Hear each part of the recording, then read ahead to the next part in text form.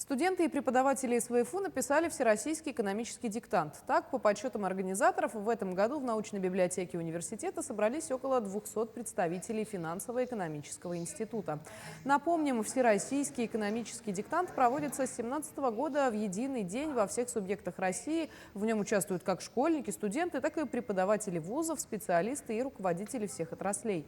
Участникам дается 45 минут на решение вопросов об исторических датах, экономических деятелях, а также развитии экономики России. Прохожу этот всероссийский экономический диктант уже в третий раз, то есть с первого курса.